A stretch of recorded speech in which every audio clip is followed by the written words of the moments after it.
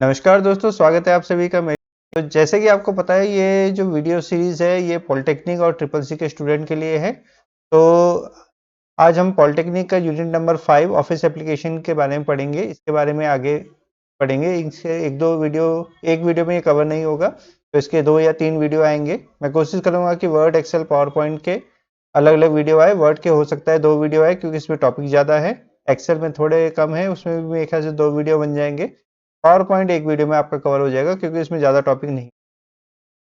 अब यहाँ पे आप देख रहे हैं कि ये जो टॉपिक्स हैं लिमिटेड टॉपिक्स हैं। पॉलिटेक्निक में जो सिलेबस है उसमें कुछ लिमिटेड टॉपिक्स है, लेकिन मैं आपको लिमिटेड टॉपिक नहीं कराऊंगा। मैं ट्रिपल सी के हिसाब से भी ये कोर्स कराऊंगा, तो इसमें सारे टॉपिक कवर किए जाएंगे जितना मैक्सिमम पॉसिबल हो पाएगा। ठीक है, तो एम एस वर्ड से शुरू करेंगे हम। Create, open, save, update file, word file, clip art. तो आप सब ये देख लीजिएगा। सिलेबस आपको आईआरडीटी की वेबसाइट में मिल जाएगा, वहां से आप डाउनलोड करके देख सकते हैं। तो ये सारी चीजें आपको आईआरडीटी की साइट पे मिल जाएगी। आप इसका स्क्रीनशॉट लेके भी अपने पास रख सकते हैं और केवल उन्हीं टॉपिक पे फोकस कर सकते हैं जो आपके सिलेबस में है। पॉलिटेक्निक के स्टूडेंट की बात कर रहा हूँ। ट्रिपल सी के स्टूडेंट के लिए तो सब कुछ आएगा। ट्रिपल सी के स्टूडेंट के लिए तो सब आएगा। ट्रिपल सी का आपको पता ही है, 100 मार्क्स का पेपर होता है और सारा ऑब्जेक्टिव होता है, ऑनलाइन एग्जाम होता है। और पास होने के लिए मिनिमम 50% आपको मार्क्स चाहिए। तो 50% मार्क्स लाना बहुत बड़ी बात होती है। पासिंग मार्क्स 50% होता है। तो और वहाँ पे सिलेबस भी काफ़ी वास्ट है, आपको पूरा का पूरा पूछा जाएगा। तो मैं आपको ये सारी चीज़ें डिटेल में कराऊंगा। ठीक है, तो बिना किसी देरी के शुरू करते हैं। सबसे पहले समझते हैं कि एम एस ऑफिस क्या है, ऑफिस एप्लीकेशन के बारे में। एम एस ऑफिस क्या है? माइक्रोसॉफ्ट का एक पैकेज है। जब हमने सॉफ्टवेयर के बारे में पढ़ा था, तो हमने देखा था कि 2 टाइप के आपके सॉफ्टवेयर होते हैं। एक होता है एप्लीकेशन सॉफ्टवेयर, दूसरा होता है आपका सिस्टम सॉफ्टवेयर। एप्लीकेशन सॉफ्टवेयर में भी 3 टाइप के होते हैं। एक होता है आपका पैकेजेस, एक होता है यूटिलिटी और एक होता है आपका कस्टम बेस, जिसको आप अपने डिमांड से बनाते हैं, अपने आवश्यकता अनुसार बनाते हैं। तो पैकेजेस की बात करते हैं। तो पैकेज होते क्या है, एक्चुअल में क्या होते हैं, ये अलग अलग सॉफ्टवेयर होते हैं जो एक ही टाइप के सॉफ्टवेयर होते हैं, एक ही टाइप का काम करने वाले सॉफ्टवेयर होते हैं। एक ग्रुप होता है और इनको एक साथ रखा जाता है। जैसे एम एस ऑफिस है, अब नाम से पता चल रहा है एम एस किसके लिए है, ऑफिस के लिए। एम एस यहाँ पे क्या है, माइक्रोसॉफ्ट है। माइक्रोसॉफ्ट कंपनी ने इसको डेवलप किया है। और ऑफिस क्या है कि ऑफिस में यूज होने वाले सारे सॉफ्टवेयर। तो ऑफिस में क्या काम होता है, राइटिंग का काम होता है, तो उसके लिए एम एस वर्ड बना दिया।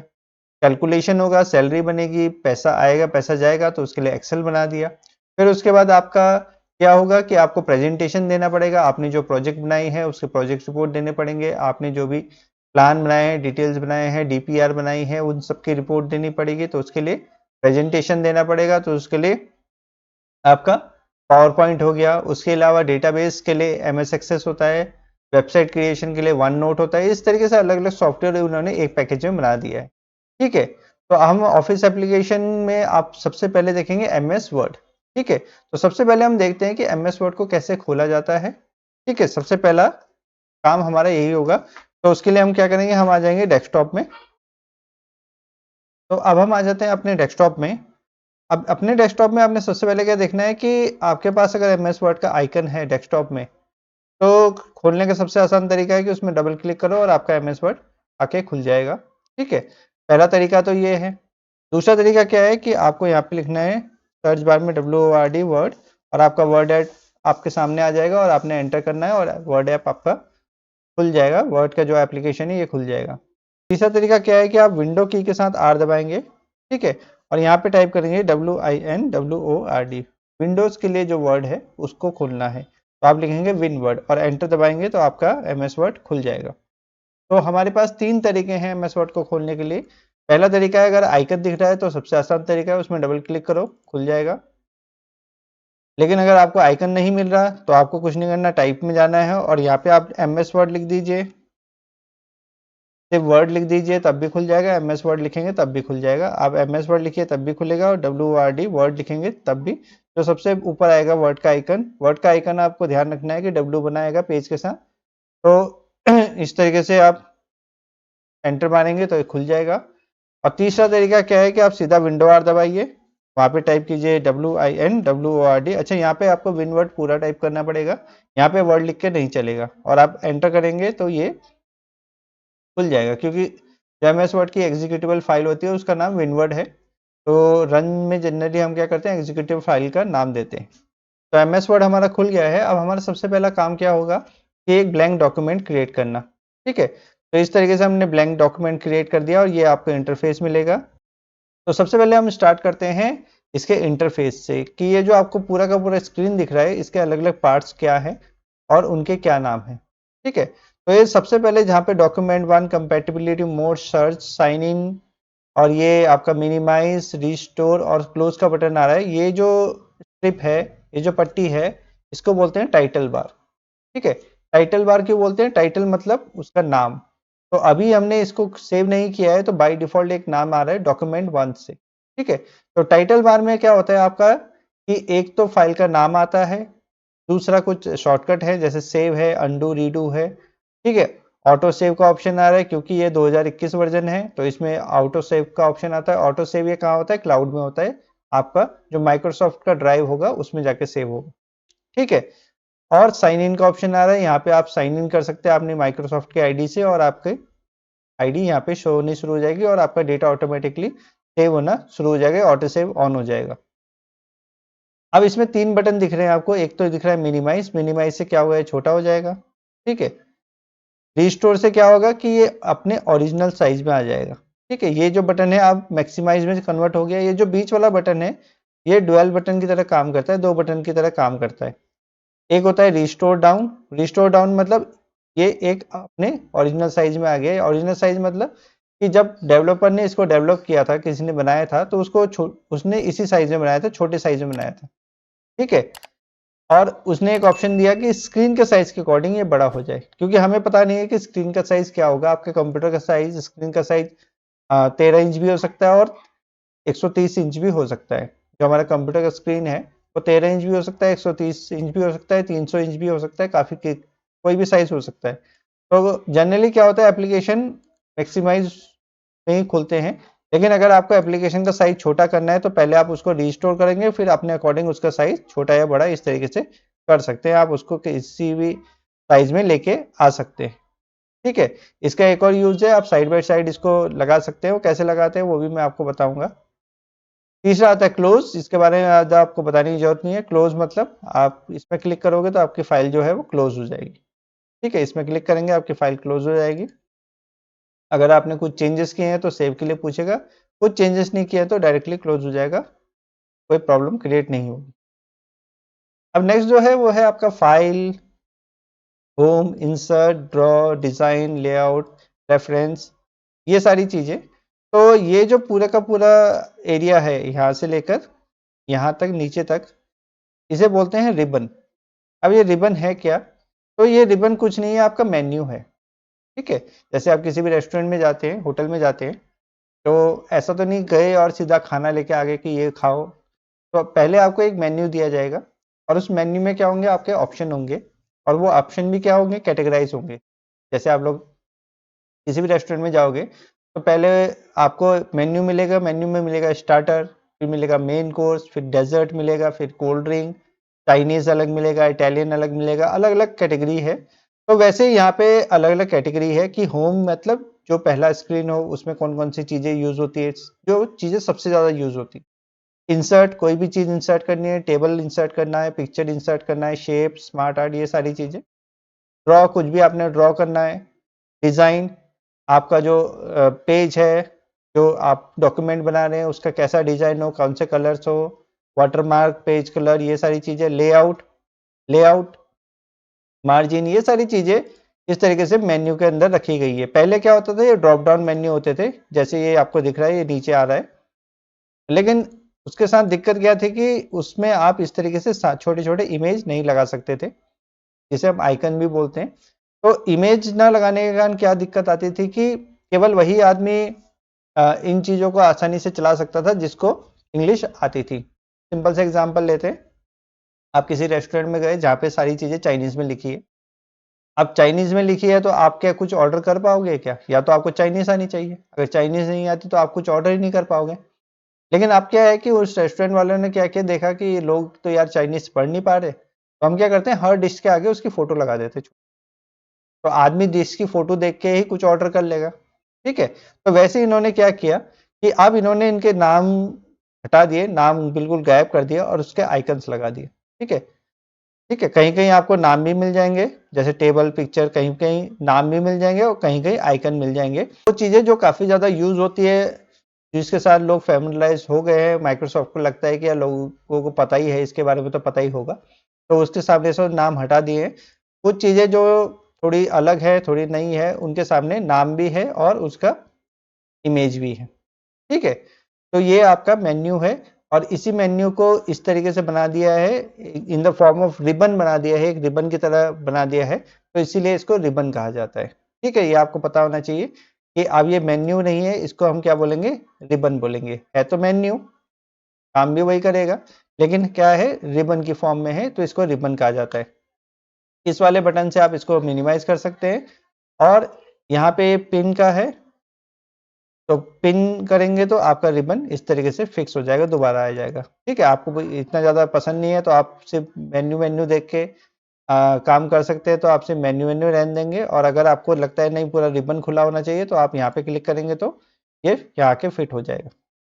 फिर नेक्स्ट जो है वो आता है रूलर। ये जो ऊपर आपको स्केल दिख रहा है, इसे हम बोलते हैं रूलर। अब ये रूलर का काम क्या होता है, तो जैसे मैंने बताया था कि स्क्रीन का साइज जो है वो 13 इंच का भी है और 130 इंच का भी है, और किसी ने बोला कि यार 4 बाई 3 सेंटीमीटर की एक बॉक्स बनाना है, तो अगर मैं स्केल इस स्क्रीन में रखूंगा तो ये साइज कुछ और दिखेगा, और बड़े स्क्रीन में दिखेंगे तो वो साइज कुछ और हो जाएगा। तो आप स्केल एक्सटर्नल स्केल से तो नहीं नाप सकते, तो माइक्रोसॉफ्ट ने क्या कर रखा है कि यहाँ पे इंटरनल स्केल पहले से ही आपको दे रखा है, ताकि जब आप कोई भी इमेज बनाओ तो इस स्केल का यूज करके एकदम एग्जैक्ट साइज का बॉक्स या शेप क्रिएट कर सको। तो उसके लिए आपके रूलर्स होते हैं, ये हॉरिजॉन्टल और वर्टिकल होते हैं।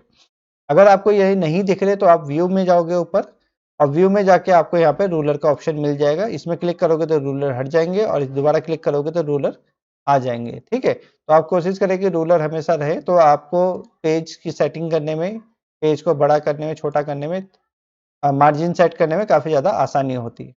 ठीक है, तो रूलर आपको नहीं दिख रहे तो आप व्यू में जाके रूलर को इनेबल और डिसेबल कर सकते हो। इसके बाद साइड में आता है आपका ये स्क्रॉल बार, इससे आप पेज को ऊपर नीचे कर सकते हो। ठीक है, अगर पेज का साइज बड़ा है या सबसे नीचे आपको प्लस माइनस दिख रहे होंगे, तो प्लस में जाके आप पेज का साइज बड़ा कर सकते हो। तो अगर पेज का साइज ज्यादा बड़ा हो जाएगा तो फिर आपको हॉरिजॉन्टल स्क्रॉल बार भी दिखने लग जाएगा। ठीक है, इसे बोलते हैं वर्टिकल स्क्रॉल बार। खड़े में जो है वो वर्टिकल स्क्रॉल बार है और जो लेटे में है वो हॉरिजॉन्टल है। तो बाय डिफॉल्ट हॉरिजॉन्टल स्क्रॉल बार नहीं दिखेगा क्योंकि पेज आपका छोटा है, लेकिन अगर पेज बड़ा है काफी, आपने जूम कर रखा है उसको, इस तरीके से जूम कर रखा है, तो फिर आपको वर्टिकल तो फिर आपको हॉरिजॉन्टल स्क्रॉल बार भी दिखने लग जाएगा। और हॉरिजॉन्टल स्क्रॉल बार का यूज करके आप क्या कर सकते हो, पेज के एक कोने से दूसरे कोने में नेविगेट कर सकते हो। वर्टिकल से क्या कर सकते हो, ऊपर से नीचे आप पेज को मूव करा सकते हैं। ठीक है, अब आते हैं सबसे नीचे। अब आते हैं सबसे नीचे जो होता है आपका, ये होता है स्टेटस बार। स्टेटस बार में सबसे पहले तो आपको बताएगा पेज कितने, कौन से पेज है, इसमें क्लिक करोगे तो आप पेज बता देगा। वर्ड्स है, तो इसमें आप क्लिक करोगे तो आपका वर्ड काउंट खुल जाएगा। वर्ड काउंट में आपको ये अगर क्लिक करेंगे तो बता देगा कितने पेजेस हैं, कितने वर्ड आपने लिखे, कितने कैरेक्टर लिखे बिना स्पेस के, कितने कैरेक्टर लिख दिए स्पेस के साथ, कितने पैराग्राफ है, कितने लाइन्स है, ये सारी चीजें आपको दिखा देगा। ठीक है, डेटा एंट्री की जॉब का आपने सुना होगा, जब डेटा एंट्री का जॉब होता है तो वहां पे आपको हर वर्ड के या हर कैरेक्टर के पैसे मिलते हैं। तो स्पेस के पैसे आपको जाहिर सी बात है नहीं देंगे, तो उनको इस तरीके से अगर देखना है तो वो ये वर्ड काउंट खोल के चेक कर सकते हैं कि आपने कितने वर्ड लिखे हैं बिना स्पेस के। और आप भी आप चेक करना चाहते हो आपने कितने वर्ड लिखे हैं, कहीं पे आपको बोला 300 वर्ड का एक आर्टिकल लिखना है और आपको पता ही नहीं चल रहा कितने वर्ड हुए, तो वैसे तो यहाँ दिखा देता है, लेकिन आपको विदाउट स्पेस, विद स्पेस, ये सारी चीजें देखनी है तो फिर आप यहाँ पे देख सकते हैं। ग्रामर कौन सा यूज हो रहा है, तो अभी इंग्लिश हो रहा है, आप और ग्रामर भी इसमें ऐड करा सकते हैं, हिंदी ग्रामर आप यूज कर सकते हैं। ठीक है, तो फिर हिंदी ग्रामर लग जाएगा, वैसे जनरली इंग्लिश ही रहता है, इसके अलावा भी और ग्रामर आप यहाँ पे ऐड कर सकते हैं। ठीक है, स्टेटस बार में आपका जूम ऑप्शन आता है। जूम ऑप्शन मतलब यहाँ से आप पेज का साइज बड़ा या छोटा कर सकते हो। माउस से अगर आपको करने में दिक्कत हो रही है तो आप प्लस माइनस में क्लिक करके पेज को छोटा या बड़ा कर सकते हो। ठीक है, आपको प्रीव्यू देखना है पूरे पेज का एक साथ, तो उसे आप छोटा करके इस तरीके से पूरे पेज का प्रीव्यू देख सकते हो। 2-3 पेज है एक साथ आप देख सकते हो। और कुछ चीज़ एडिट करनी है, पढ़ने में नहीं आ रही तो आप बड़ा करके उसको पढ़ सकते हो। जनरली इसको 100% में रखा जाता है। 100% में क्या होता है कि ये A4 पेज का साइज़ है, जो आपको दिख रहा है लगभग A4 पेज का साइज़ होता है और इसमें जैसा फ़ॉन्ट आपको दिख रहा है वैसे ही चलेगा। ये कौन से लॉजिक में काम करता है आपके, what you see is what you get. जो आपको दिख रहा है वही आपको मिलेगा। शुरू करते हैं हम अपने पहले टैब से, पहले मेन्यू ऑप्शन से, जो है फाइल। तो फाइल में जब भी हमें नई फाइल बनानी है हम तो न्यू में क्लिक करेंगे और एक नई फाइल क्रिएट हो जाएगी। आप ब्लैंक डॉक्यूमेंट क्लिक करोगे तो यहाँ डॉक्यूमेंट 3 बन के आ गया, यानी नई फाइल आपकी क्रिएट हो गई। अब नेक्स्ट कमांड आता है हमारा ओपन कमांड। ओपन कमांड का यूज करके हमारे पास जो फाइलें पहले से बनी है हम उसको यहाँ ओपन कर सकते हैं, ठीक है। और आप क्या कर सकते हो, फिर उसको आराम से उसमें एडिटिंग कर सकते हो। जो आपको एडिटिंग करना है वो आप एडिट कर सकते हो और सेव कर सकते हो, ठीक है। अच्छा, ओपन कमांड में क्या होगा, आपको एक ऑप्शन मिलेगा कि जो आपने फाइलें अभी खोली है, हाल ही में खोली है, वो सारी दिख जाएंगी।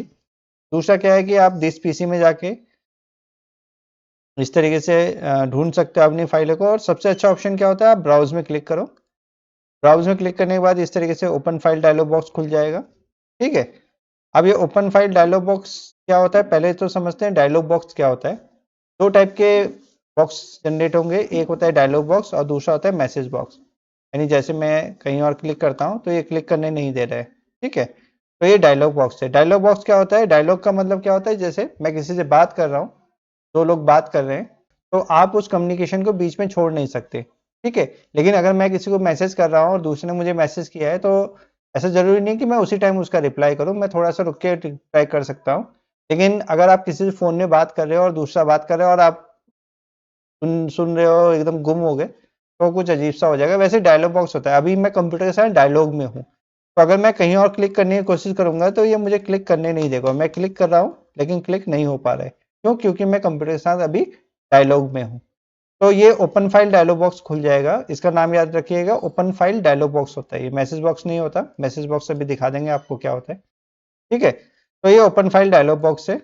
और आप क्या होगा कि आपने क्या करना है, यहाँ से अपना लोकेशन चूज करना है कि आपकी फाइल कहाँ पे है, डेस्कटॉप में है, डाउनलोड में है, डॉक्यूमेंट्स में है, कहाँ पे है। जहाँ पे भी है आपने उस लोकेशन को चूज करना है। सपोज डाउनलोड में है, ये मेरी फाइल है और ओपन में क्लिक कर देना है तो वो फाइल यहाँ पे आके खुल जाएगी, ठीक है। तो ओपन में जब आप क्लिक करेंगे तो आपको अलग अलग ऑप्शन मिलेंगे।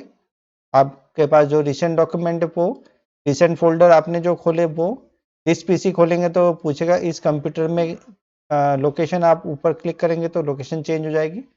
और सबसे अच्छा होता है आप ब्राउज में क्लिक करें और ओपन फाइल डायलॉग बॉक्स खुल जाएगा। पहले भी ओपन फाइल डायलॉग बॉक्स खुलता था, तो इस तरीके से आप खोल सकते हैं। और आप उस फाइल में क्लिक करके ओपन कर देंगे तो वो फाइल यहाँ पे आके आपकी खुल जाएगी, ठीक है।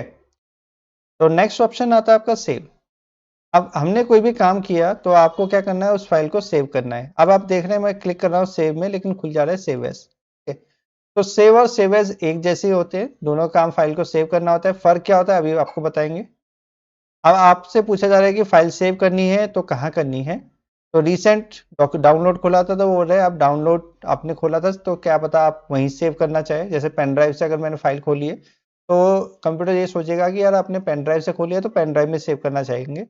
तो यहाँ भी हम किस में क्लिक करेंगे, ब्राउज में क्लिक करेंगे। आप कोशिश कीजिएगा कि आप भी ब्राउज में क्लिक करें। तो जब हम ब्राउज में क्लिक करेंगे तो आपका जो डायलॉग बॉक्स खुल रहा है वो सेव एज खुल रहा है, सेव नहीं खुल रहा है, सेव एज खुल रहा है, ठीक है। अब यहाँ पे मैंने क्या किया, अपना लोकेशन सेट कर लिया डेस्कटॉप और लिखा फर्स्ट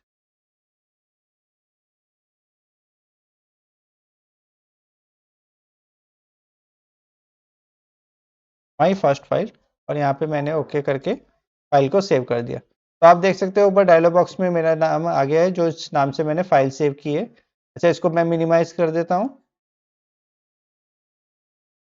तो यहाँ पे आप देखेंगे कि आपकी फर्स्ट फाइल के नाम से फाइल बन के आ गई है जो हमने अभी खोली हुई है, ठीक है। तो यहाँ पे आप देखेंगे कि माई फर्स्ट फाइल के नाम से फाइल बन गई है और हमने उसको डेस्कटॉप में सेव कर दिया है। अब इसके बाद आप जितनी बार भी सेव में क्लिक करेंगे तो कोई डायलॉग बॉक्स नहीं खुलेगा। अब आप देखेंगे आप सेव में जितनी बार भी क्लिक करेंगे तो जैसा अभी save as dialog box appear हुआ था वैसे डायलॉग बॉक्स अपेयर नहीं हो रहा है। ये आपका सेव का आइकन है, फ्लॉपी डिस्क बना हुआ सेव का आइकन है। इसमें भी आप जितनी बार क्लिक करेंगे तो कोई डायलॉग बॉक्स अपीयर नहीं हो रहा है। ठीक है, अब डायलॉग बॉक्स की जरूरत क्यों पड़ती है, सेव एज कमांड की जरूरत क्यों पड़ती है वो समझिए। अब हम गए फाइल कमांड में और मुझे क्या करना है, इस फाइल का टाइप चेंज करना है या इस फाइल का नाम चेंज करना है, इस फाइल का पाथ चेंज करना है जहाँ पे ये सेव है। तो उसके लिए हमें सेव एज की जरूरत पड़ेगी। आप सेव में जाओगे तो कुछ नहीं होगा, फाइल सेव हो जाएगी।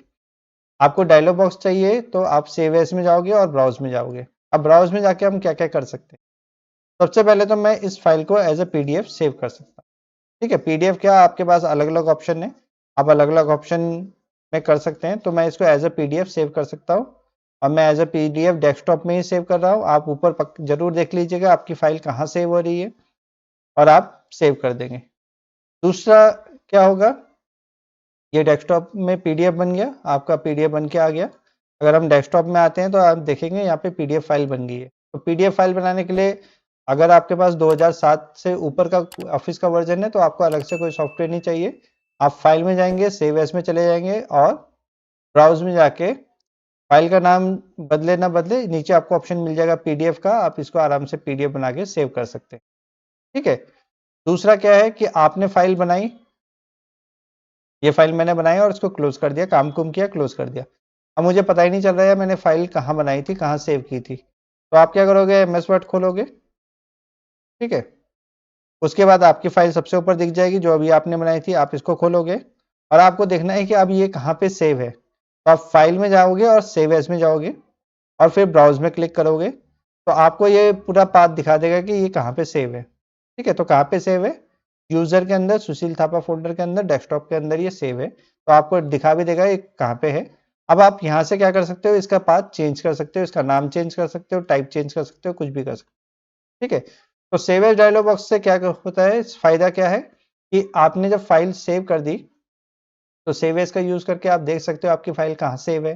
दूसरा, फाइल का नाम चेंज कर सकते हो, फाइल का लोकेशन चेंज कर सकते हो, आपको पेन ड्राइव में सेव करना है वहां सेव कर सकते हो।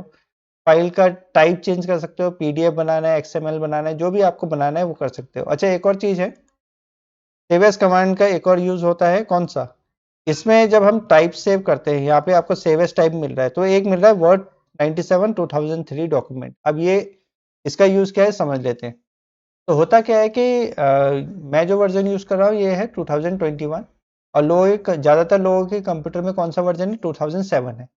तो होता क्या है कि जब हिंदी, खास करके हिंदी में कुछ चीज लिखी होती है और ये एक कंप्यूटर से हम दूसरे कंप्यूटर में ले जाते हैं, 2007 वाले वर्जन में खोलते हैं तो क्या होता है, सारे कंटेंट चिपक जाते हैं, यानी स्पेस बीच से हट जाता है और सारी चीजें चिपक जाती है। तो उस चीज को अवॉइड करने के लिए आप क्या करेंगे, इसे वर्ड 97 2003 डॉक्यूमेंट वर्जन में सेव कर देंगे।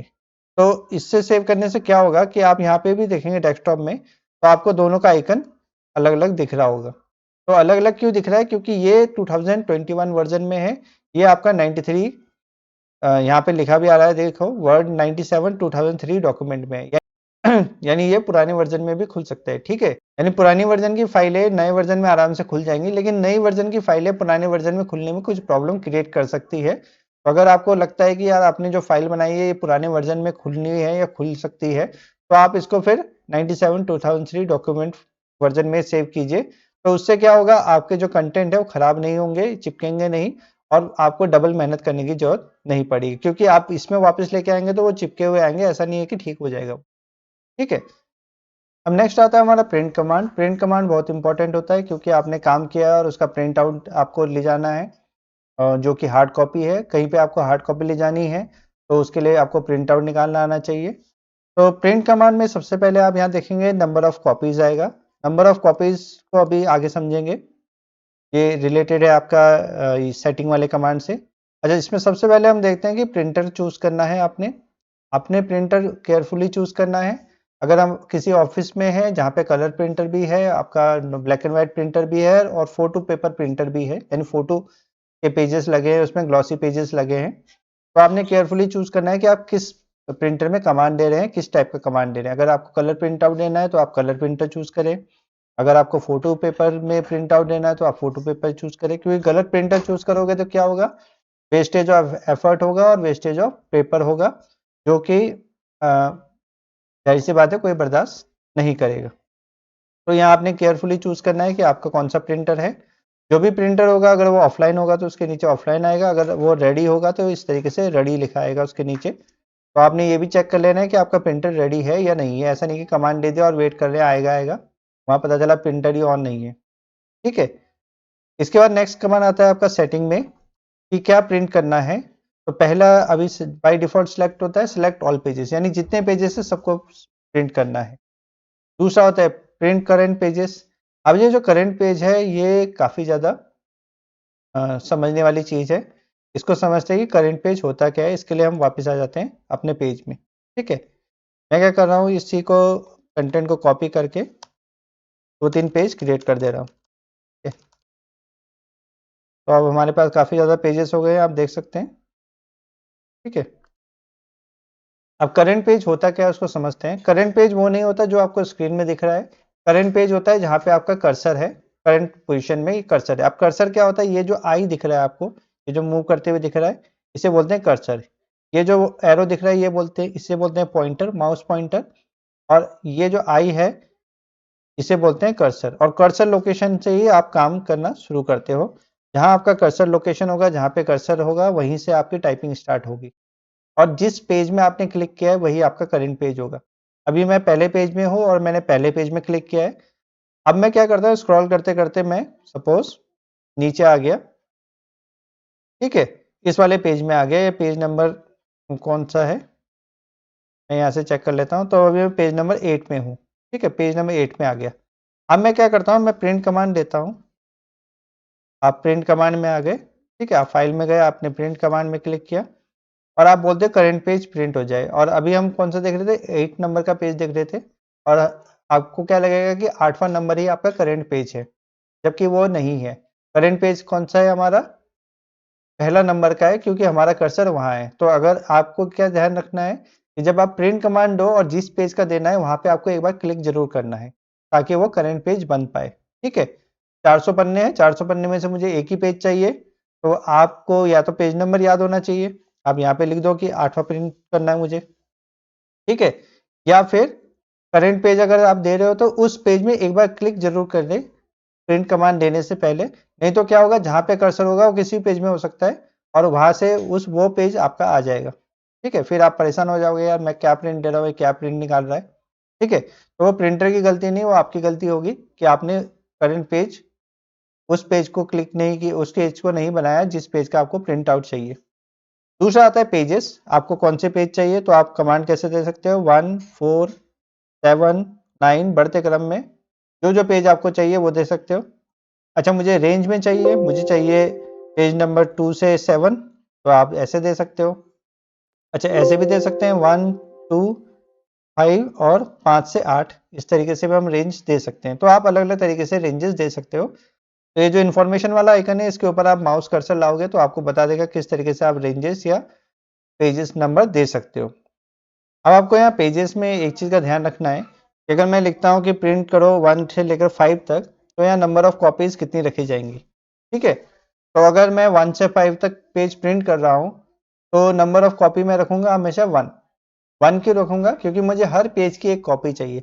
अगर आप यहाँ 5 लिख दोगे तो क्या होगा, हर पेज की 5 कॉपी निकल जाएंगी, यानी 25 कॉपी निकल जाएंगी। तो आपको कॉपी में ध्यान रखना है कि कॉपी का मतलब यहाँ पे क्या है कि हर पेज की कितनी कॉपी। अगर आप यहाँ पे रेंज मेंशन कर रहे हो 1 से लेकर 5 तक या 1 से लेकर 10 तक, तो आपको नंबर ऑफ कॉपी कितनी चाहिए हर पेज की। ठीक है, तो ये छोटी सी चीज़ है, ये आपको ध्यान रखना है कि पेजेस कितने भी हो उनकी कितनी कॉपी चाहिए, वो कॉपी आप ऊपर मेंशन करोगे। अगर आपको हर पेज की 3 कॉपी चाहिए तो आप 3 लिखोगे, हर पेज की 4 कॉपी चाहिए तो 4 लिखोगे। ठीक है, तो number of copy depends on कि आपको हर पेज की कितनी कॉपी चाहिए। नेक्स्ट आता है प्रिंट वन साइड। आपको एक साइड ही प्रिंट करना है, जैसे प्रोजेक्ट रिपोर्ट आप बना रहे हो, कोई असाइनमेंट बना रहे हो तो वो सिंगल साइड ही प्रिंट होगा। लेकिन आपको कहा गया है कि दोनों साइड प्रिंट करके लाओ, या आप कोई नॉर्मल रीडिंग के लिए कुछ निकाल रहे हो तो आप मैन्युअली प्रिंट बोथ साइड कर सकते हो। तो इसमें क्या होगा कि जब आप कमांड दोगे तो पहले एक साइड के पेजेस निकल जाएंगे, यानी ऑड पेजेस निकल जाएंगे, फिर वो आपको उल्टे करके रखने पड़ेंगे और कंप्यूटर ही आपको, प्रिंटर ही बताएगा किस तरीके से रखने हैं। वहाँ पे मैसेज आ जाएगा, डायलॉग बॉक्स आ जाएगा, आप ओके करके क्या कर सकते हैं, दूसरे साइड से रखेंगे और ओके करेंगे तो आपके दोनों साइड पेजेस निकल जाएंगे।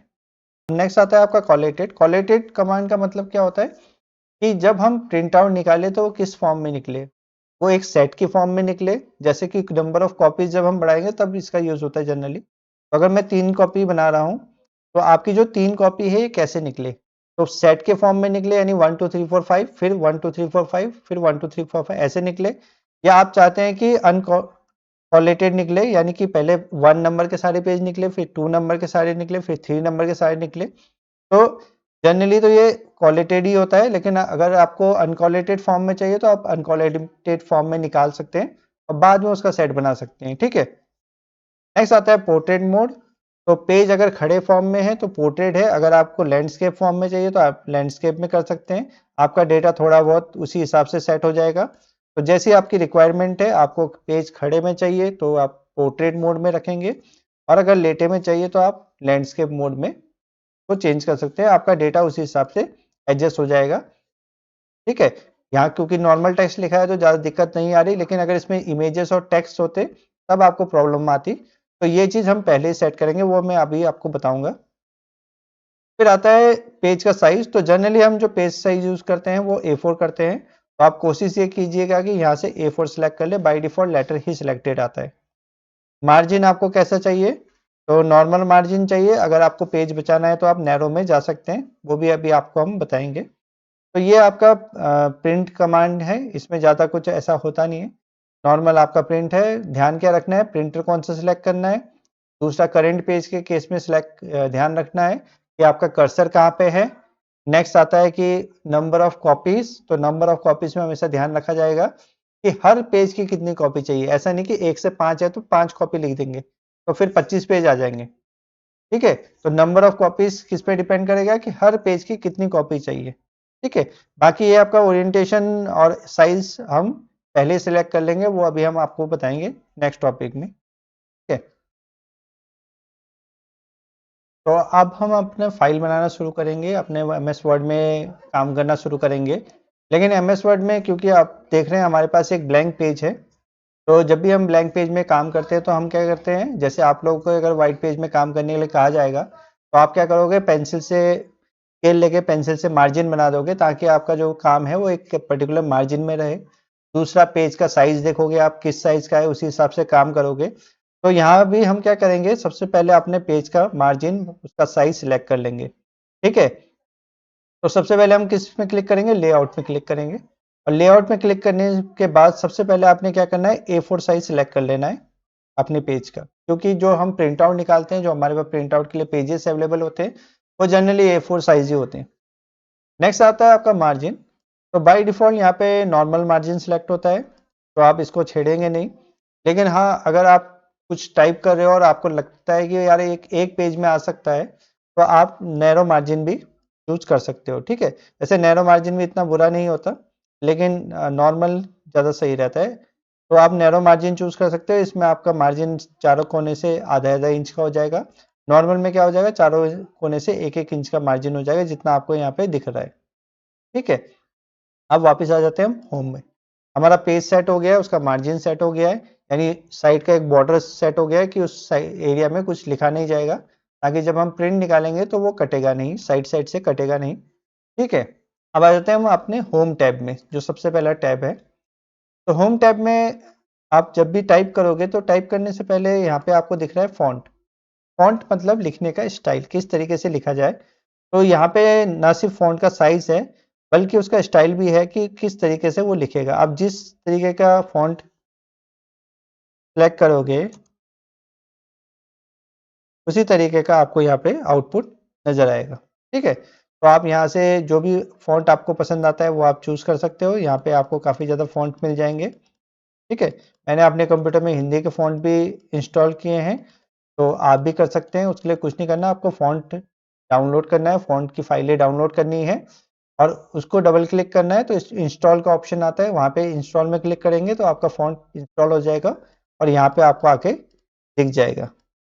ठीक है। तो आप जैस जो लिखोगे, जिस फॉन्ट को चूज करोगे, वो यहाँ पे आपको दिख जाएगा, और जैसे आप लिखोगे वैसे ही तो आप जिस स्टाइल का फ़ॉन्ट चूज़ करोगे, उसी स्टाइल में आप जो भी टाइप करोगे वो उसी स्टाइल में आ जाएगा। ठीक है? तो इसमें कुछ फ़ॉन्ट हैं जो ज़्यादातर यूज़ होते हैं। तो सबसे ज़्यादा जो यूज़ होता है आप जब भी काम करोगे, ख़ास करके मैं अगर ऑफ़िस की बात करूँगा, तो ऑफ़िस के जो काम होते हैं वो होते हैं टाइम्स न्यू रोमन में। ऑफ़िस के जो भी काम होते हैं वो जनरली किसमें होते हैं? टाइम्स न्यू रोमन में। ठीक है? ये फ़ॉन्ट आप याद रखेंगे। जब हम हिंदी की बात करते हैं तो हिंदी में आपका कृतिदेव 10 यूज़ होता है, जो ऑफ़िस में यूज़ होता है सबसे ज़्यादा। और जब हम इंग्लिश की बात करते हैं तो इसमें टाइम्स न्यू रोमन यूज़ होता है। अब नेक्स्ट आ रहा है आपका साइज़। फ़ॉन्ट का साइज़ कितना होना चाहिए? तो आप जितना साइज़ चूज़ करोगे यहाँ पे आपको 72 तक मिल जाएगा और आप जो भी टाइप करोगे वो इस तरीके से दिखना शुरू हो जाएगा। ठीक है? फ़ॉन्ट का आप साइज़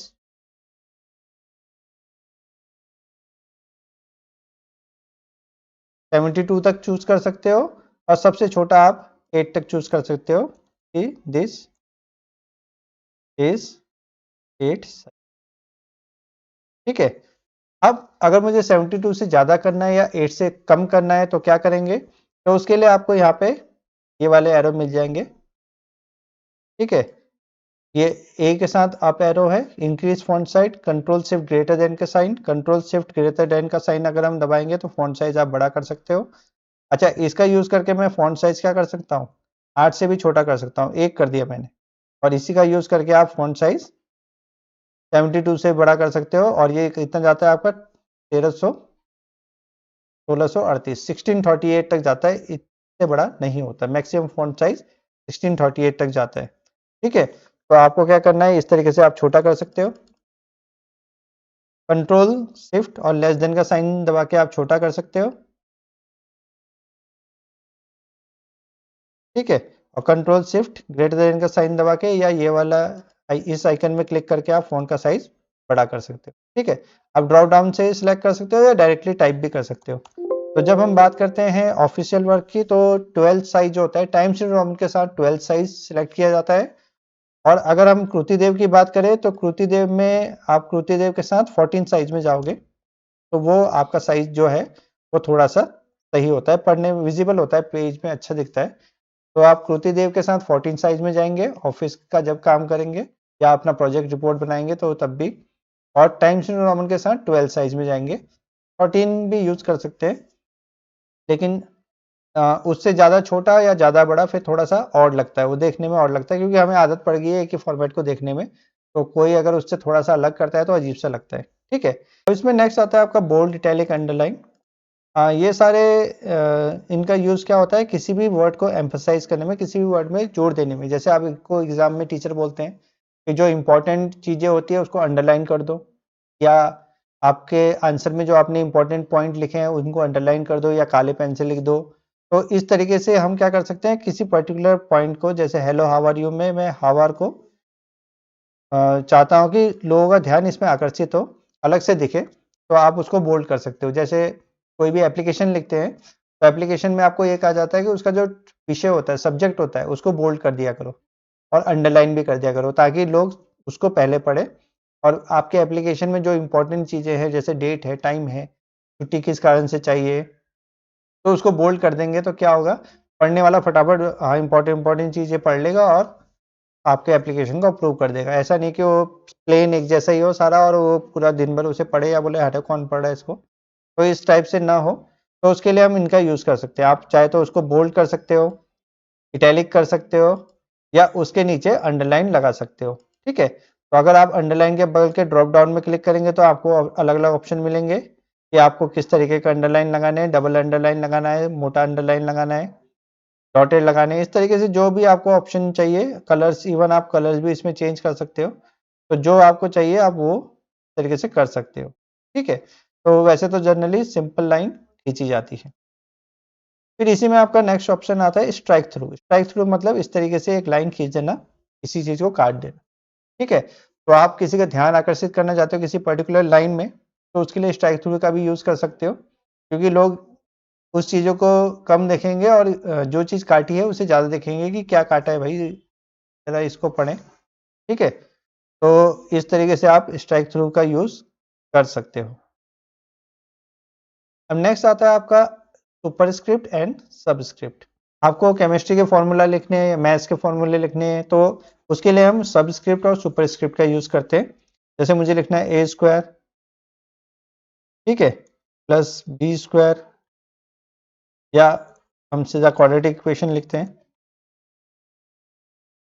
जैसे आपको लिखना है ए प्लस बी का होल स्क्वायर, ठीक है, मैं लिखूंगा A square plus B square plus 2ab। Superscript करना है यानी इनको ऊपर ले जाना है, तो आप क्या करोगे, इसको सिलेक्ट करोगे। सिलेक्ट करने के लिए क्या करोगे, आप शिफ्ट दबाओगे और लेफ्ट हैंड साइड का एरो की दबाओगे।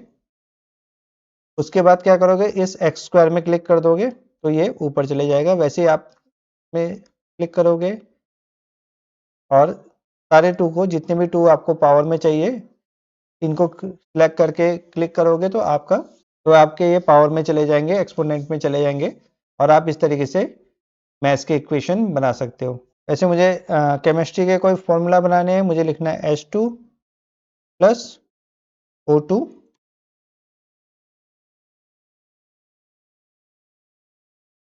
इजिकल टू क्या होता है, H2O2, H2। तो अब जो ये टू है, जितने भी टू है, मुझे इन्हें नीचे ले जाना है। तो तरीका वही होगा, आप इनको सिलेक्ट करोगे और सबस्क्रिप्ट में क्लिक कर दोगे तो ये एक एक करके आपके नीचे चले जाएंगे, ठीक है।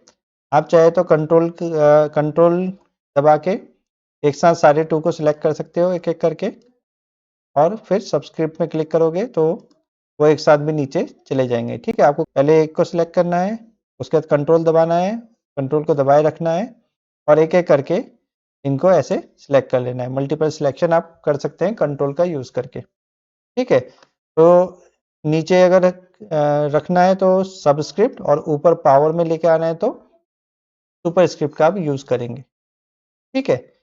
हमारा नेक्स्ट टॉपिक आता है चेंज केस। चेंज केस में क्या होता है कि कई बार क्या होता है कि हमने कुछ चीज लिखा है,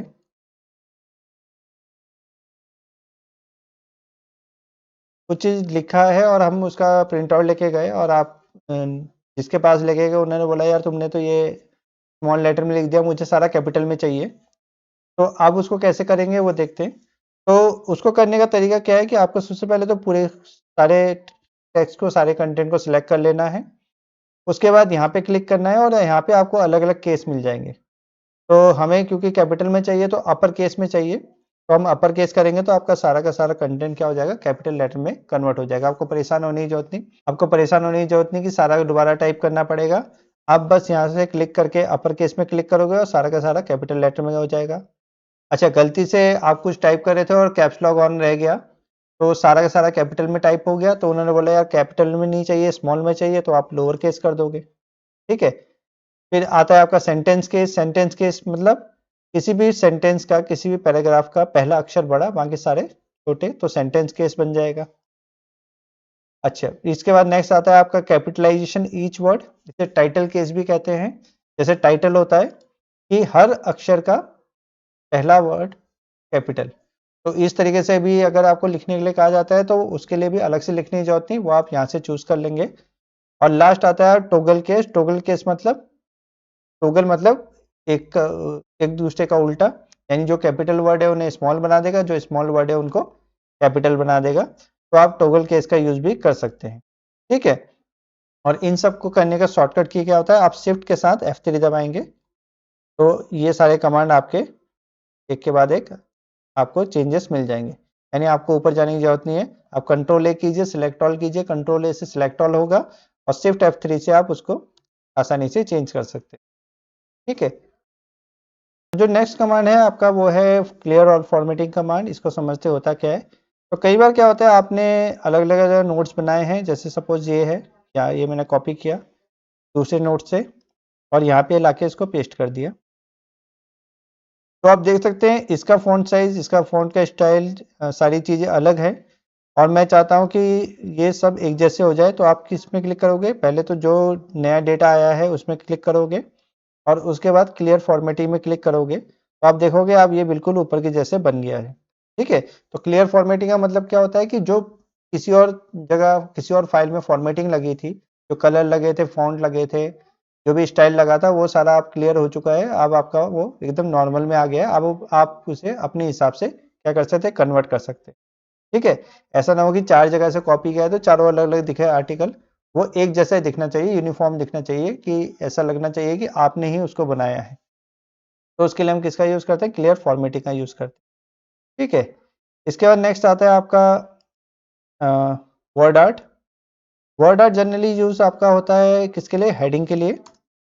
जैसे आपने कुछ हेडिंग देनी है, तो यहाँ पे मैं अगर इस फाइल को कोई हेडिंग देना चाहता हूँ तो आप वर्ड आर्ट का यूज कर सकते हैं।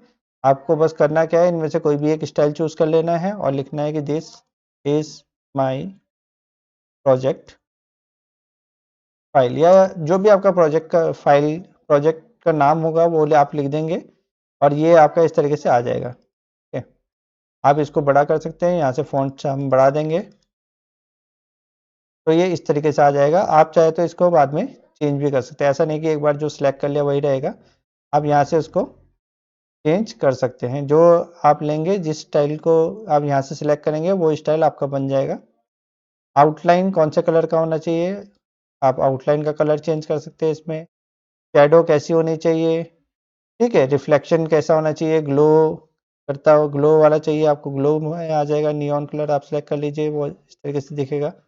तो ये हेडिंग देने के काम आता है जनरली। और आप इसको सेंटर में क्लिक करेंगे तो सेंटर में हो जाएगा। ठीक है। तो जैसे हम कोई भी नोट्स बनाते हैं, किसी भी नोट्स को पढ़ते हैं, तो उसके जो इंपॉर्टेंट चीज़ें होती है उसे हम हाईलाइट कर देते हैं। तो यहाँ भी आपको हाइलाइटर मिल जाता है, ये आपका हाइलाइटर है। ठीक है। आप क्या करेंगे, क्लिक करेंगे, पहले तो उस एरिया को सिलेक्ट कर लेंगे जिसको आपको हाईलाइट करना है, उस वर्ड को सिलेक्ट कर लेंगे और उसके बाद यहाँ क्लिक करेंगे तो वो आपका इस तरीके से हाईलाइट हो जाएगा। ठीक है। अब इसमें ऐसा नहीं है कि आपके पास सिर्फ एक ही कलर है, आप यहाँ पे आके देखेंगे तो आपको काफ़ी ज़्यादा कलर मिल जाएंगे। जो कलर आपको चाहिए आप पर्टिकुलर कलर को सिलेक्ट कर सकते हैं और उस कलर से आप किसी भी लाइन को, किसी भी कॉलम, किसी भी सेंटेंस को हाईलाइट कर सकते हैं। ठीक है। नेक्स्ट आता है आपका फॉन्ट कलर। तो फॉन्ट कलर में क्या होता है कि जो भी अभी हम लिख रहे हैं ये सारा ब्लैक कलर में है। आप चाहते हैं कि इसका कलर चेंज हो जाए तो आप यहाँ पे फॉन्ट कलर सेलेक्ट करोगे और जो कलर आप सेलेक्ट करोगे वो कलर आपके सामने आ जाएगा। ठीक है। आप दूसरे कलर से दूसरी लाइन लिखना चाहते हो तो दूसरी कलर से दूसरी लाइन लिख सकते हो।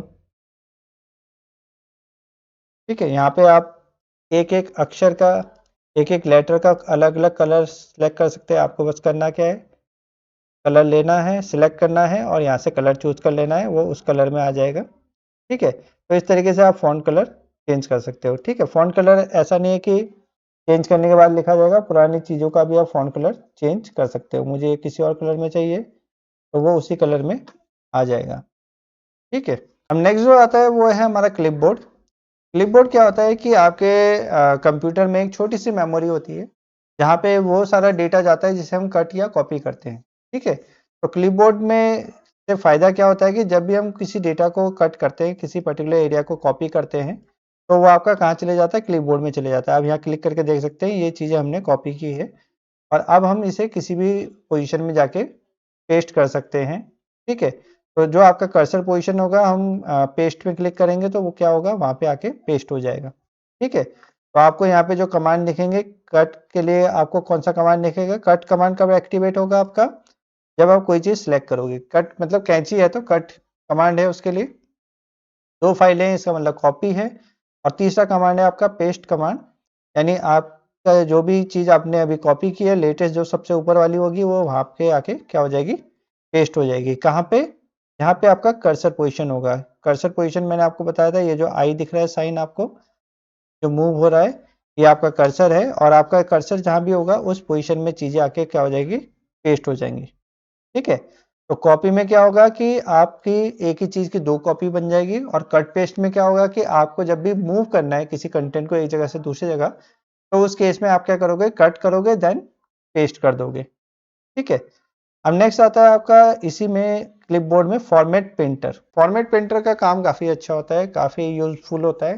जैसे मैंने आपको बताया था कि हमने कहीं और से फाइल कॉपी की, कहीं और से डेटा कॉपी किया, जैसे एग्जांपल ले लेते हैं कि सपोज मैंने यहाँ से कुछ चीज़ कॉपी की है, तो वो ये वाली लाइन मैंने कॉपी कर ली यहाँ से अपनी दूसरी फाइल से और यहाँ पे आके पेस्ट कर दिया। ठीक है, अब इसका और इसका दोनों का फॉर्मेट काफ़ी अलग अलग है, फॉन्ट भी अलग है, कलर भी अलग है। मैं चाहता हूँ कि ये जो वीडियो लिखा है इसके जैसा ही फॉन्ट और कलर इसका हो जाए, फॉर्मेट इसका हो जाए। ठीक है, तो सबसे पहले आपने क्या करना है, उस एरिया को सिलेक्ट करना है, उस चीज़ को सिलेक्ट करना है जिसके जैसा आप बनाना चाहते हो। फिर आपको इस ब्रश में क्लिक करना है, फॉर्मेट पेंटर में क्लिक करना है और उसके बाद उसके ऊपर घुमा देना है जिसका आप रंग रूप चेंज करना चाहते हो ऊपर वाले के जैसे। ठीक है, तो आप देखोगे कि ये अब एक जैसे बन गए हैं। अब कोई नहीं बोल सकता कि ये कहीं और से हम लेके आए हैं। तो फॉर्मेट पेंटर क्या होता है कि पूरा का पूरा फॉर्मेट, फॉन्ट का कलर, फॉन्ट का स्टाइल, सब चीज वो कॉपी कर देगा आपके एक ही क्लिक में। तो आपको करना क्या है, सबसे पहले वो एरिया सिलेक्ट करना है जिसके जैसा आप चाहते हो, वहां कहीं भी आप क्लिक कर देंगे, जरूर नहीं सिलेक्ट करना है। उसके बाद आपने फॉर्मेट पेंटर उठाना है और उस एरिया के ऊपर घुमा देना है, उस पर्टिकुलर टेक्स्ट के ऊपर घुमा देना है जिसको आप उसके जैसा बनाना चाहते हो। तो आप देखोगे कि आपका जो फॉर्मेट है, फॉन्ट कलर, फॉन्ट साइज सब कुछ लग गया है। ठीक है, इसी को अगर हम कॉन्ट्रास्ट में देखें कि ये जो फॉन्ट है जो हम दूसरी जगह से कॉपी करके लाए हैं, मुझे लग रहा है कि ये ज़्यादा अच्छा है, तो मैं क्या करूँगा, इसमें क्लिक करूँगा और उसको ऊपर वाले में घुमा दूंगा तो ऊपर वाले का फॉन्ट भी वैसे हो जाएगा। देखो उसमें बुलेट्स एंड नंबरिंग भी आपकी आ गई है। ठीक है, अब नेक्स्ट आता है हमारा पैराग्राफ टैब। अब नेक्स्ट आता है हमारा होम टैब के अंदर पैराग्राफ। पैराग्राफ में आपको सबसे पहले मिलेंगे bullets and numbering. Bullets and numbering क्या होते हैं कि मुझे कोई भी लिस्ट बनानी है, जैसे मैंने लिस्ट बना लिया आपका संडे, मंडे,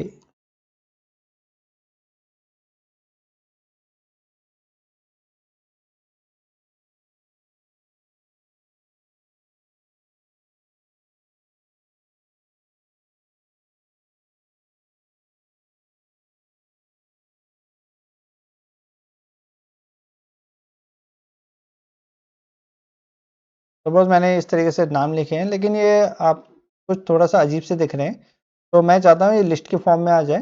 तो हम किस में क्लिक करेंगे, बुलेट्स एंड नंबरिंग में क्लिक करेंगे। ठीक है, ये जो पहला ऑप्शन दिख रहा है ये है आपके बुलेट्स, और ये जो सेकंड है ये इन्हें बोलते हैं नंबर। ठीक है, तो बुलेट्स और नंबरिंग में सिर्फ इतना ही फर्क होता है, दोनों वर्क एक जैसे करते हैं। बस फर्क ये होता है कि जब हम नंबरिंग करते हैं तो नंबरिंग में रैंकिंग आ जाती है, यानी नंबर 1 में संडे है, नंबर 2 में मंडे है, नंबर 3 में ट्यूसडे है। लेकिन इसी को अगर मैं बुलेट्स में लिखूंगा तो आप इसमें आप ये नहीं बोल सकते कि संडे पहला है, मंडे दूसरा है, इस तरीके से नहीं बोल सकते। तो अगर आपको किसी पर्टिकुलर ऑर्डर में चीज़ें लिखनी है तो आप नंबरिंग यूज़ करेंगे, और अगर आपको सिर्फ चीज़ें लिस्ट बनानी है लेकिन उसका कोई ऑर्डर नहीं चाहते, आप नहीं चाहते कि बाद में इसमें कंट्रोवर्सी क्रिएट हो या कोई इसको चैलेंज करे, तो आप उसको बुलेट्स में बना सकते हो। ठीक है, इसके बाद आप यहाँ से क्लिक करके सिलेक्ट कर सकते हो, अलग अलग टाइप के आप बुलेट्स ले सकते हो, जैसा टाइप का बुलेट आपको चाहिए वो आपको यहाँ से मिल जाएगा। वैसे नंबरिंग में है, आप नंबरिंग रोमन नंबर ले सकते हो, आप ABCD ले सकते हो, कैपिटल ABCD, स्मॉल ABCD, जो आपको स्टाइल पसंद आता है वो स्टाइल आप यहाँ से चूज कर सकते हो। इसके बाद नेक्स्ट आपका इसमें आता है अलाइनमेंट। अलाइनमेंट मतलब टेक्स्ट की अलाइनमेंट कैसी होनी चाहिए। तो जनरली हम जो इंग्लिश लिखते हैं, इंग्लिश या हिंदी लिखते हैं, तो वो लिखते हैं आप कौन सी अलाइनमेंट में, लेफ्ट अलाइन लिखते हैं, यानी कि लेफ्ट से वो अलाइंड हो। अलाइन होने का मतलब एकदम स्ट्रेट में, और राइट से वो टेढ़ा मेढ़ा चल जाता है। जैसे यहाँ पे आप देख रहे हो कि लेफ्ट साइड में तो ये एकदम सीधा है, लेकिन राइट साइड से वो टेढ़ा मेढ़ा चल रहा है। ठीक है, और जैसे आप सेंटर टाइटल लिखोगे या कोई ऐसी चीज लिखोगे जिसे आप सेंटर में चाहते हो तो आप सेंटर अलाइन कर देंगे। राइट अलाइन उन चीजों को करेंगे जो राइट से चलती है, जैसे आप अरेबिक में लिखोगे, अगर कोई अरेबिक स्क्रिप्ट में लिखोगे तो वो राइट से लेफ्ट की तरफ चलती है, तो उसे आप राइट अलाइन कर सकते हो। और सबसे ज़्यादा जो ऑफिसों में यूज़ होता है, जब हम ऑफिस में काम करते हैं, तो जब आप ऑफिस में काम करते हो या प्रोजेक्ट प्रोजेक्ट भी बनाओगे तो आप यूज़ करोगे जस्टिफाइड। जस्टिफाइड में क्या होगा, जैसे आप यहाँ पे देख रहे हैं, जैसे मैंने इसको जस्टिफाइड किया, नीचे वाली लाइन को देख सकते हैं और इस लाइन को देख सकते हैं। तो जस्टिफाइड में क्या होगा कि ये लाइन आप दोनों साइड से बराबर हो गई, जो कि देखने में काफ़ी ज़्यादा अच्छी लग रही है एज कम्पेयर टू नीचे वाली लाइन। नीचे वाली लाइन में आप देखोगे लेफ्ट से तो अलाइंड है, लेकिन राइट साइड से क्या हो रहा है, टेढ़ा मेढ़ा हो रहा है। तो आप अगर इसको जस्टिफाइड करोगे तो वो देखने में काफ़ी ज़्यादा सुंदर दिखेगी, और ऑफिसों में भी जनरली इस तरीके से यूज़ किया जाता है, या आप अपना प्रोजेक्ट रिपोर्ट बनाओगे, प्रोजेक्ट बनाओगे, तो उसमें जस्टिफाइड यूज़ करोगे तो वो ज़्यादा बेटर माना जाएगा, बेटर रहे। ठीक है। नेक्स्ट आता है आपका इंडेंटेशन। इंडेंटेशन का काम क्या होता है कि जैसे आपने कुछ भी चीज़ लिखा और आप नीचे चाहते हो कि आप अपना नाम लिखो, और मैं चाहता हूँ कि ये नाम जो है वो आपका राइट साइड में आए। तो राइट साइड में लाने के लिए जनरली लोग क्या करते हैं, स्पेस बार दबाते हैं इस तरीके से। तो आपको स्पेस बार नहीं दबाना, आपको करना क्या है कि सेंटर में लाने के लिए लोग क्या करते हैं, स्पेस बार दबाते हैं। तो आपको स्पेस बार नहीं दबाना, स्पेस बार दबाना सबसे बेकार तरीका होता है। तो आपको क्या करना है, सबसे पहले तो इसको सेंटर कर देना है, और उसके बाद इंडेंट करना है, इनका इसका जो इंडेंट है उसको बढ़ा देना है तरीके से। और जब वो एक पर्टिकुलर जगह आ जाएगा, जैसे यहाँ पे ज़्यादा चले गया तो मैं एक इंडेंट पीछे कर देता हूँ, तो इस तरीके से आपका नाम यहाँ पे आ जाएगा। और इसके बाद इसके नीचे आप कुछ लिखना चाहते हो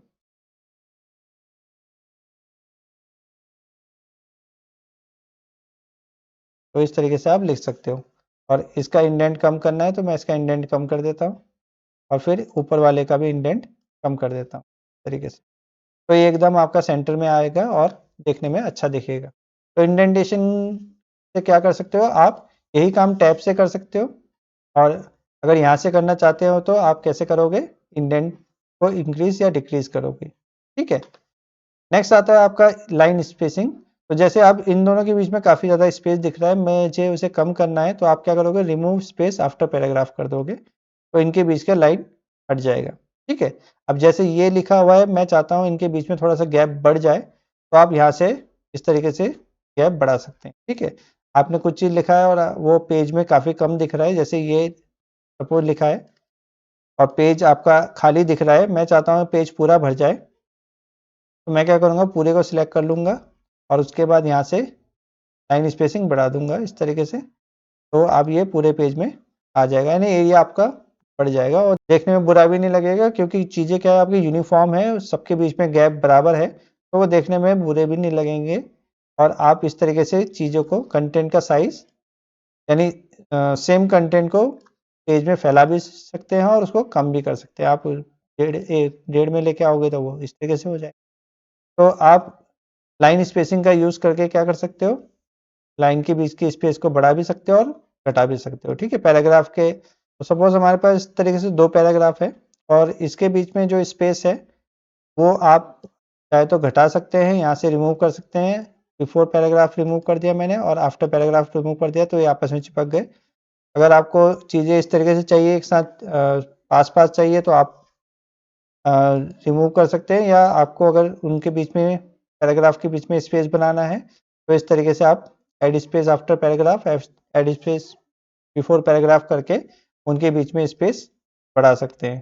ठीक है। फिर नेक्स्ट आता है आपका कलर। जो भी आपने एरिया सेलेक्ट किया है, या जो भी करंट सेक्शन है, उसका बैकग्राउंड कलर आप सेट कर सकते हैं यहाँ से। तो जनरली इसका यूज़ कम किया जाता है, लेकिन आप अगर कलर सेट करना चाहें तो कर सकते हैं। और उसको अगर आप बॉर्डर देना चाहते हैं, तो इस तरीके से आप बॉर्डर भी दे सकते हैं।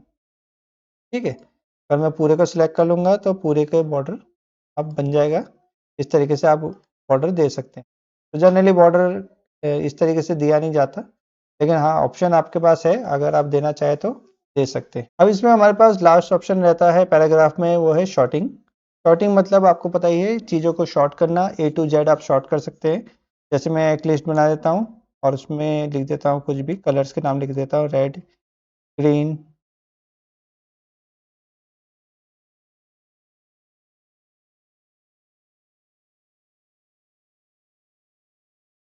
ठीक है, हमने 5 कलर के नाम लिख दिए, और मैं चाहता हूँ ये अल्फ़ाबेटिकली क्या हो जाए, शॉर्ट हो जाए। तो आपको करना क्या है, इनको सिलेक्ट कर देना है, जितने भी कलर्स हैं इनको सिलेक्ट करना है, और ए टू जेड में क्लिक कर देंगे। तो ये पूछेगा शॉर्ट किसको करना है, पैराग्राफ को करना है, हेडिंग को करना है, फील्ड को करना है, असेंडिंग ऑर्डर, डिसेंडिंग ऑर्डर, आप ओके करेंगे, तो ये आपका असेंडिंग ऑर्डर में, यानी बी पहले आ गया, फिर जी आ गया, फिर एल आ गया, ओ आ गया, देन आर आ गया, इस तरीके से शॉर्ट हो जाएंगे।